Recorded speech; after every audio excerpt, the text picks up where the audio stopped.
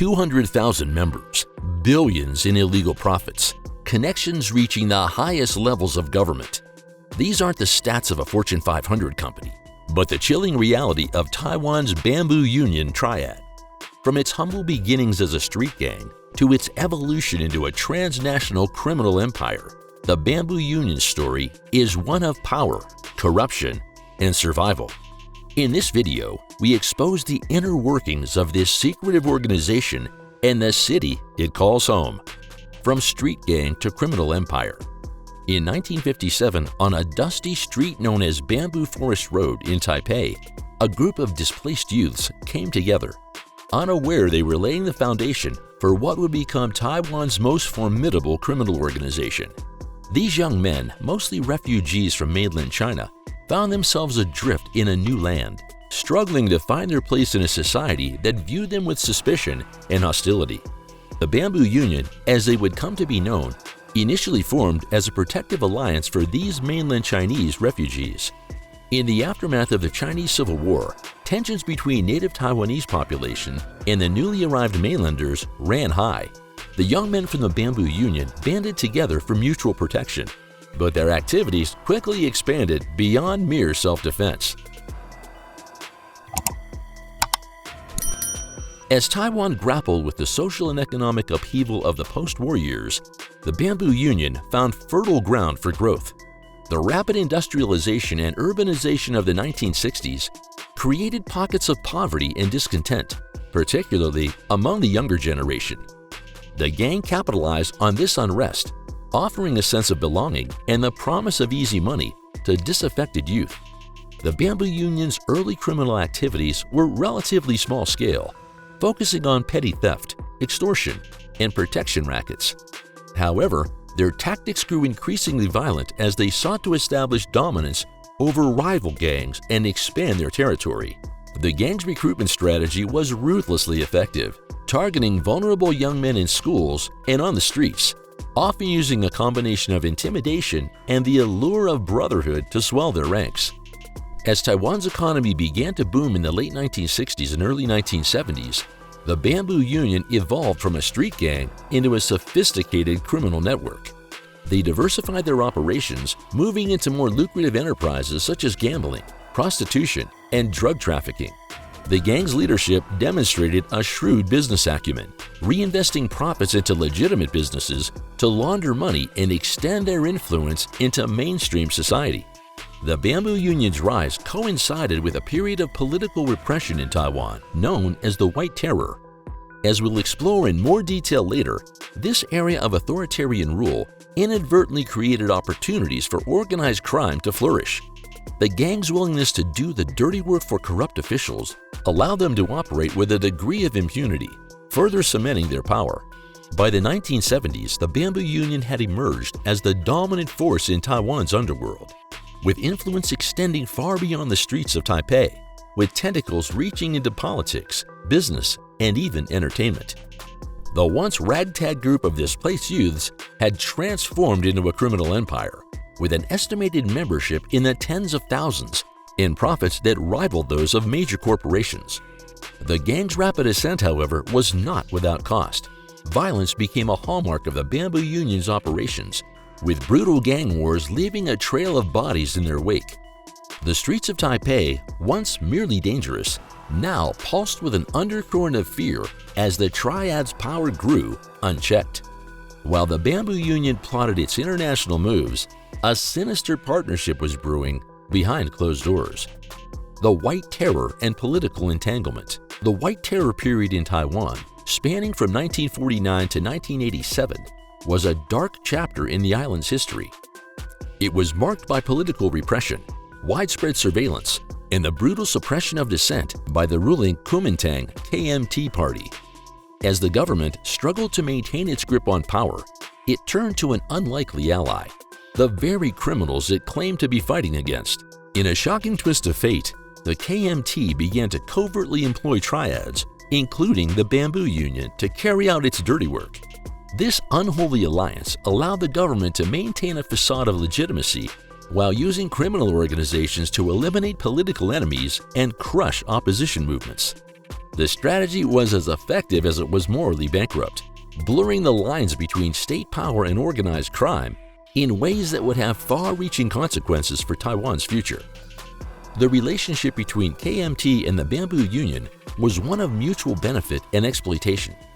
For the government, the triad provided a deniable force capable of carrying out extrajudicial actions without directly implicating state officials. In return, the Bamboo Union received protection from law enforcement and unprecedented access to corridors of power. This symbiotic arrangement allowed both parties to extend their influence and operations beyond what would have been possible independently. The extent of this collusion was staggering. According to declassified documents released in 2020, Bamboo Union members held up to 19 top government positions, infiltrating key institutions such as the National Security Bureau and the Ministry of Justice Investigation Bureau. This level of penetration into the highest echelons of power gave the triad an almost unassailable position within Taiwanese society. One particularly chilling incident that exemplifies the Bamboo Union's role as government enforcers occurred when senior KMT officials met directly with Chen Qili, a prominent leader of the triad. During this clandestine meeting, Chen was asked to serve the country, a euphemism for carrying out the government's dirty work. This request effectively sanctioned the use of gangsters for political purposes, giving the Bamboo Union carte blanche to operate under the guise of national security. As the White Terror period progressed, the consequences of this unholy alliance became increasingly apparent. The Bamboo Union's power and influence grew exponentially, protected by their government connections and emboldened by their role in suppressing political dissent.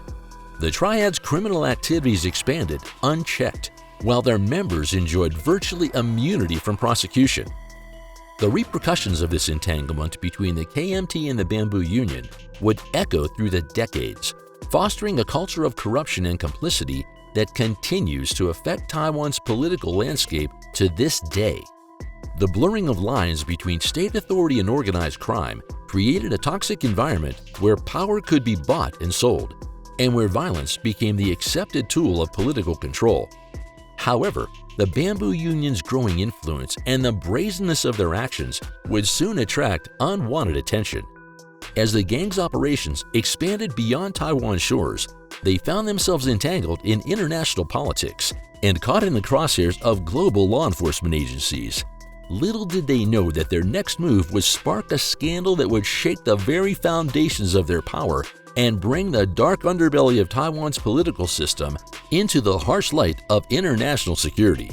The pen might be mightier than the sword, but what happens when those swords strike back against the pen? The Henry Leo assassination. In 1984, a Taiwanese writer's biography set off a chain of events that would expose the dark alliance between Taiwan's government and its most notorious gang. The assassination that followed would send shockwaves through international diplomacy. At the center of this storm was Henry Leo, a Taiwan-born American citizen who had dared to pen an unauthorized biography of Chiang Ching-kuo, the president of Taiwan. Leo's work was more than just a simple retelling of the leader's life. It was a scathing critique that laid bare the corruption and authoritarianism at the heart of Taiwan's government. The book's publication sent ripples of anger through Taiwan's political elite, who saw it as a threat to their carefully crafted image and hold on power. What happened next would shock the world and bring the Bamboo Union's brutal methods into the international spotlight. On October 15, 1984, in the quiet suburban city of Dale City, California, Leo's life was violently cut short. Members of the Bamboo Union, acting on orders from Taiwanese military intelligence, carried out a meticulously planned attack. Leo was kidnapped, tortured, and ultimately murdered. His body left as a chilling message to those who would dare to speak out against Taiwan's regime. The assassination of an American citizen on U.S. soil sparked an immediate and intense response. The FBI launched a full-scale investigation, peeling back layers of secrecy to reveal a disturbing web of connections between the killers and Taiwan's military intelligence. As evidence mounted, diplomatic tensions between Washington and Taipei reached a boiling point. The U.S. government, outraged by this brazen act of transnational violence, demanded answers and action from their Taiwanese counterparts. The investigation's findings were explosive. Not only were the assassins linked to the Bamboo Union, but there was compelling evidence suggesting the involvement of high-ranking Taiwanese officials. The trail of evidence led all the way to Ching Hao So-yu, the son of President Cheng Ching-kao himself. The revelation that the Kuomintang KMT government might have sanctioned the murder of a U.S. citizen threatened to unravel decades of carefully cultivated diplomatic relations. As international pressure mounted, the Taiwanese government found itself in an untenable position. The Bamboo Union, once a valuable tool for maintaining power, had become a liability that threatened to expose the full extent of government corruption. In a desperate bid to salvage its reputation, Cheng Ching-kao's administration was forced to take action against its former allies. The fallout was swift and severe. Key figures from the Bamboo Union, including Chen Hili and Wu Dun, were arrested and sentenced to life imprisonment for their roles in the assassination. However, the depth of the gang's political connections was evident even in this apparent crackdown. Both men were released just 7 years later in 1991. The Henry Leo assassination marked a turning point for both the Bamboo Union and Taiwan's landscape.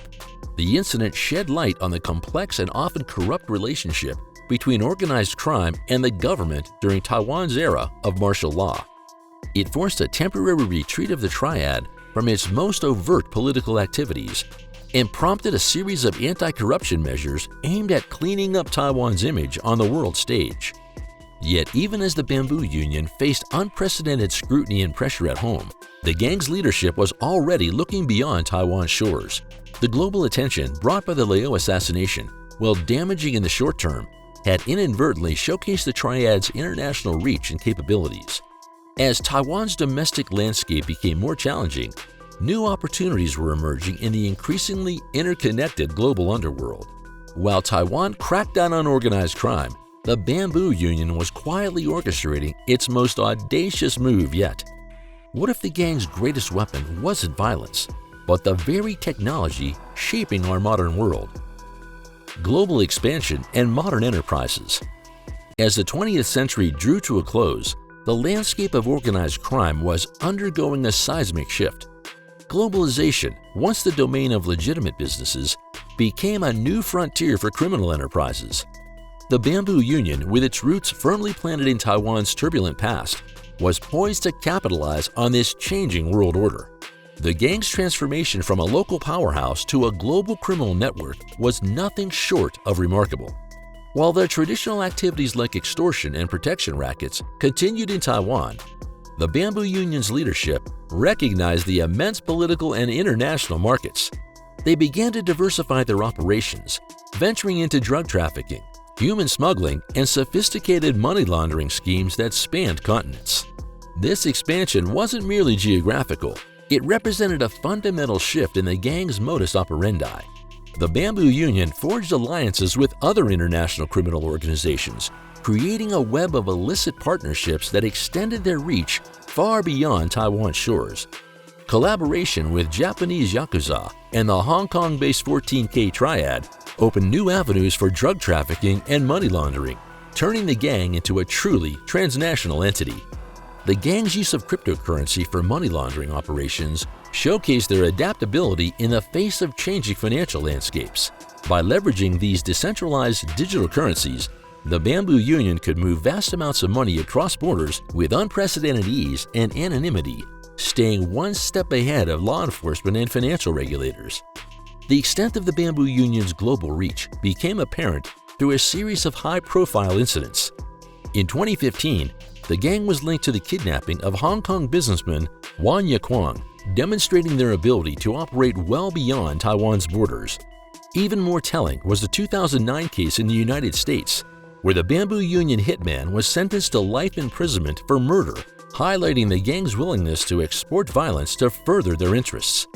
As the Bamboo Union's influence grew, so did its audacity. In Taiwan, the gang began to flaunt its power and wealth openly, throwing lavish parties featuring luxury cars and hostesses.